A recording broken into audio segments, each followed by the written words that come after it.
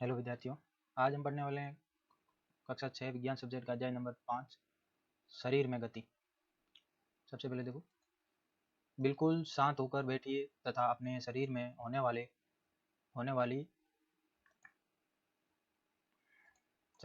वाली गतियों का अनुभव कीजिए।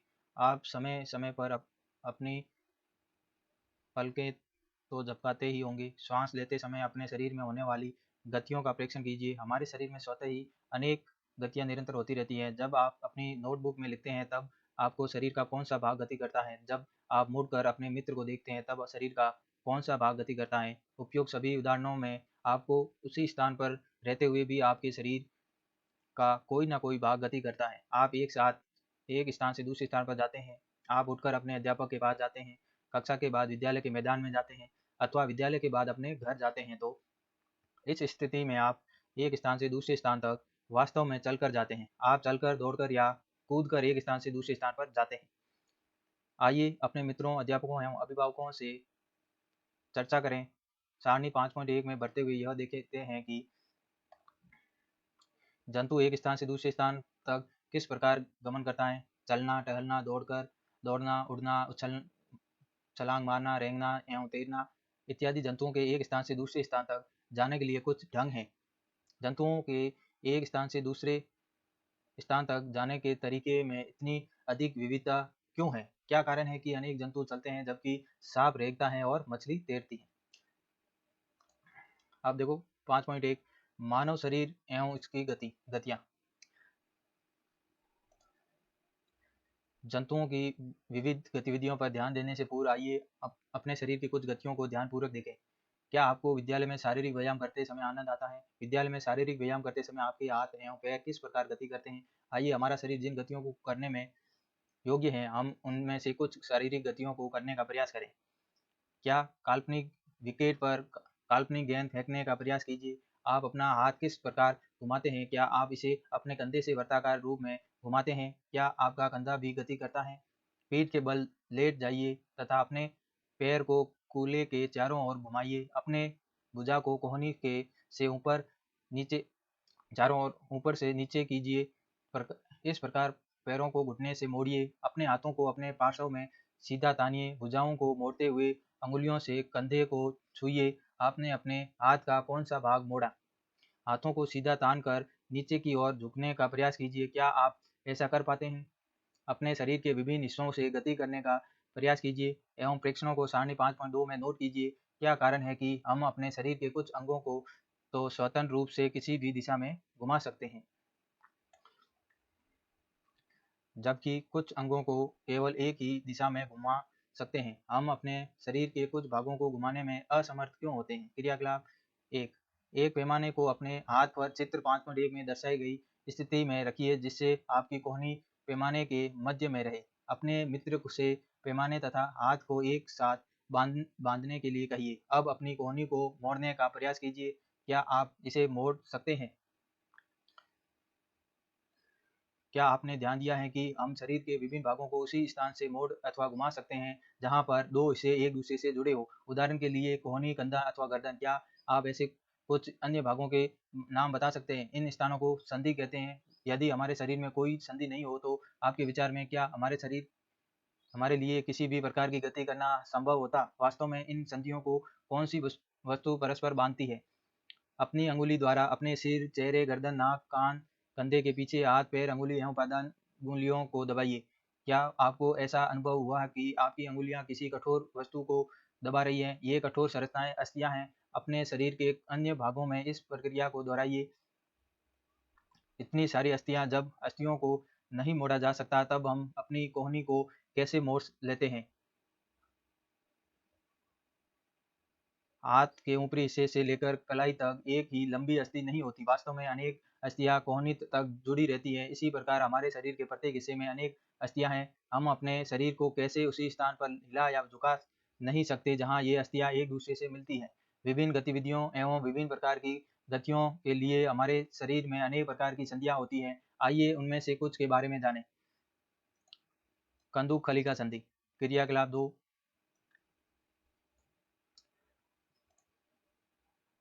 कागज की एक पट्टी को एक बेलनाकार सिलेंडर के रूप में मोड़िए। रबड़ अथवा प्लास्टिक की एक पुरानी गेंद में एक छेद करके किसी के निरीक्षण में उसमें मोड़े हुए कागज के बेलन को डालिए, जैसा कि चित्र 5.2 में दर्शाया गया है। आप कागज के बेलन को गेंद पर भी चिपका सकते हैं। गेंद को एक कटोरी में रखकर चारों ओर घुमाने का प्रयास कीजिए। क्या गेंद कटोरी में स्वतंत्र रूप से घूमती है? क्या कागज का बेलन भी घूमता है? अब कल्पना कीजिए कि कागज का बेलन आपका हाथ है तथा गेंद इसका एक सिरा है। कटोरी कंधे के उस भाग के समान है जिससे आपका हाथ जुड़ा है। एक अस्थि का दूसरे का गेंद वाला गोल हिस्सा दूसरी अस्थि की कोहनी कटोरी रूपी गुहिका में धंसा हुआ है। इस प्रकार की संधि सभी दिशाओं में गति प्रदान करती है। क्या आप इन गतियों में उपरोक्त प्रकार की संधि का कोई अन्य उदाहरण खोज सकते हैं? इस अनुभव के प्रारंभ में शरीर के विभिन्न भागों को हमारे द्वारा की गई गतियों का स्मरण कीजिए। अब देखो, कंदुक खलिका संधि के लिए क्रियाकलाप दे रखा है। क्या करना है? हमें एक कटोरी लेनी है, उसके अंदर एक गेंद रखनी है और उसके जो गेंद के अंदर एक बेलनाकार कागज को डालना है और फिर इस कागज को जैसे ही हम चारों दिशाओं में घुमाएंगे, इसी प्रकार की गति हमारे कंधे में होती है, जिसमें कटोरी वाला भाग क्या कहलाता है? श्रोणीय अस्थि कहलाती है। और उसके अंदर कौन सी? कंदुक खलिका संधि वाला जो गेंद वाला भाग जिसमें पाया जाता है या उसमें धसा रहता है, और जो हाथ वाला जो जांग वाला भाग है अस्थि, वो भी इसके अंदर धसी रहती है और फिर ये जो जांग वाली अस्थि है वो गति करती है चारों ओर। अब देखो, दुराग्र संधि क्या है? तो देखो, गर्दन तथा सिर को जोड़ने वाली संधि दुराग्र संधि है। इसके द्वारा सिर को आगे पीछे या दाएं एवं बाएं घुमा सकते हैं। इन गतियों को करने का प्रयास कीजिए। यह गति हमारे हाथ की उस गति से किस प्रकार भिन्न है जिसमें कंदुक खलिका संधि द्वारा हाथ को पूर्णतः वर्ताकार रूप में घुमा सकते हैं? दुराग्र संधि में बेलनाकार अस्थि एक छल्ले में घूमती है। हेज संधि। अब देखो, दुराग्र संधि जो ये हमारी अस्थि वाले जो भाग है, रीढ़ की हड्डी के ऊपरी वाला गर्दन वाला भाग, इसके ऊपर की जो संधि होती है उसे हम क्या कहते हैं? दुराग्र। और इसी धुरु के ऊपर क्या है? हमारा सिर दाएं बाएं ऊपर नीचे गति करता है। अब देखो, हिज संधि क्या है? घर के किसी दरवाजे को बार बार खोलिए और बंद कीजिए। इसके इसके कब्जों को ध्यानपूर्वक देखिए। यह दरवाजे को आगे और पीछे की ओर खुलने देता है। क्रियाकलाप 3। आइए कब्जे की गति के प्रकार को देखते हैं। एक मोटे कागज अथवा गत्ते का एक बेलन सिलेंडर बनाइए, जैसा कि चित्र 5.5 में दर्शाया गया है। चित्र के अनुसार गत्ते अथवा कागज के बेलन के मध्य में छेद करके एक छोटी पेंसिल लगाइए। गत्ते का एक और टुकड़ा लेकर उसको इस प्रकार मोड़िए कि यह आधा बेलन बन जाए, जिस पर दूसरे बेलन को सरलता से घुमाया जा सके। आधे बेलन पर रखा पूर्ण बेलन कब्जे की भांति है। पेंसिल लगे बेलन को चलाने का प्रयास कीजिए। यह किस प्रकार गति करता है? यह गति आपके द्वारा बनाए गए कंदुक खलिका संधि का गति से किस प्रकार भिन्न है? हमने क्रियाकलाप 1 में कोहनी में इसी प्रकार की गति देखी थी, चित्र 5.5। देखो, हिज संधि के लिए क्या करना? दो बेलनाकार नली लेनी है या कागज लेने हैं और एक को बीच में से काट देना और दूसरे को इसमें रखना है और इसके मध्य भाग में क्या है? एक पेंसिल को डालना है और इसमें जब पेंसिल को दाएं बाएं घुमाएंगे तो ये क्या है? इस सिरे पर जब यहाँ तक पहुंचेगा तो इससे आगे गति नहीं कर पाएगा और दूसरी भाग में भी मतलब पूरी तरह से गति नहीं कर पाएगा, लेकिन थोड़ी गति दाएं बाएं गति कर सकता है। तो ऐसी ही संधि हमारे घुटने और कोहनी में भी लगी होती है, जिसे हम एज संधि कहते हैं। ठीक है, हिज संधि कहाँ है? हमारे घुटने में और कोहनी में। अब देखो, जो कुछ हमने बनाया था वह एक हिज से भिन्न है, लेकिन इससे यह पता चलता है कि हिज एक ही दिशा में गति होने देता है। कोहनी में हिज कब्जा संधि होती है, जिससे केवल आगे और पीछे एक ही दिशा में गति हो सकती है। क्या आप ऐसी संधि के कुछ और उदाहरण सोच सकते हैं? अचल संधि। हमारे सिर की अस्थियों के बीच भी कुछ संधियां उन संधियों से भिन्न है जिसकी चर्चा हमने अब तक की है। ये अस्थियां इन संधियों पर हिल नहीं सकती। ऐसी संधियों को अचल संधि कहते हैं। देखो, अचल संधि किसे कहते हैं? तो सिर की अस्थियों के कुछ संधियां होती है जो उन संधियों से भिन्न है जिनकी चर्चा हमने अब तक की है, और ये जो अस्थियां हैं इन अस्थियों को पर हिल नहीं सकती, और ऐसी क्या है संधियों को क्या कहते हैं? हम अचल संधि कहते हैं। जब आप अपना मुंह खोलते हैं तो आप अपने निचले जबड़े को सिर से दूर दूर ले जाते हैं। अब अपने ऊपरी जबड़े को हिलाने का प्रयास कीजिए। क्या आप इसे गति दे पाते हैं? ऊपरी जबड़े एवं कपाल के मध्य अचल संधि है। हमने केवल कुछ संधियों की ही चर्चा की जो हमारी अस्थियों को एक दूसरे से जोड़ती हैं। हमारे शरीर के विभिन्न अंगों को विभिन्न आकृति कौन प्रदान करता है? यदि आप एक गुड़िया बनाना चाहते हैं तो आप पहले क्या बनाएंगे? संभवतः गुड़िया को एक आकृति प्रदान करने के लिए आप एक ढांचा तैयार करेंगे। आप ऐसी नहीं हो करेंगे। हमारे शरीर की सभी अस्थियां ठीक इसी प्रकार शरीर को एक सुंदर आकृति प्रदान करने के लिए एक ढांचे का निर्माण करती है। इस ढांचे को कंकाल कहते हैं। हम कैसे जानते हैं कि यह कंकाल मानव कंकाल की आकृति है? हम शरीर की विभिन्न आकृतियों अस्थियों की आकृति के विषय में किस प्रकार जान पाते हैं? शरीर के कुछ अंगों में मौजूद अस्थियों और उनकी संख्या तथा आकृति के बारे में हमें तब पता चलता है जब हम उनका अनुभव करते हैं। एक्स-रे चित्र में से हमें शरीर की सभी कठोर अस्थियों की आकृति का पता चलता है। ये जो चित्र है आपको मानव कंकाल का चित्र है और यही हमारे शरीर को क्या है, आकृति प्रदान करता है। क्या कभी आप अथवा आपका अथवा आपके परिवार के किसी सदस्य का एक्स-रे हुआ है? कई बार चोट लगने पर चिकित्सक एक्स-रे करवाते हैं जिससे उन्हें अस्थियों को हुई संभावित क्षति के विषय में जानकारी प्राप्त होती है। एक्स-रे चित्र से हमें शरीर की अस्थियों की आकृति का पता चलता है। अपने हाथ के अग्र एवं ऊपरी भाग तथा पैर के निचले एवं ऊपरी भाग की अस्थियों का अनुभव कीजिए। प्रत्येक अंग की अस्थियों की संख्या का पता लगाइए। अपने घुटने और कोहनी की अस्थियों का ठीक इसी प्रकार अनुभव करें और एक्स-रे चित्र से तुलना कर प्रत्येक भाग के अस्थियों की संख्या ज्ञात कीजिए। अब देखो ये चित्र जो आपको घुटने, टखने और घुटने का चित्र दिखाई दे रहा है, तो ये जो एक्स-रे द्वारा लिया गया चित्र है जिसमें सिर्फ हमें अस्थियों का ही भाग दिखाई दे रहे हैं और मांसपेशियाँ और त्वचा का भाग इसमें नहीं दिखाई देता है एक्स-रे में। अब देखो अपनी अंगुलियों को मोड़िए, क्या आप उन्हें प्रत्येक संधि स्थल पर मोड़ सकते हैं? आपकी मध्यमा में कितनी अस्थियाँ हैं? अपनी हथेली के पिछले भाग का स्पर्श करके अनुभव कीजिए, क्या इसमें अनेक अस्थियाँ हैं? क्या आपकी कलाई लचीली है? यह अनेक छोटी-छोटी अस्थियों से बनी है जिसे कार्पोल कहते हैं। देखो जो आपकी कलाई है वो लचीली होती है, उसमें क्या अनेक छोटी-छोटी अस्थियों से बनी होती है जिसे हम क्या कहते हैं, कार्पोल कहते हैं। अब देखो यदि इसमें मात्र एक ही अस्थि हो तो क्या होगा?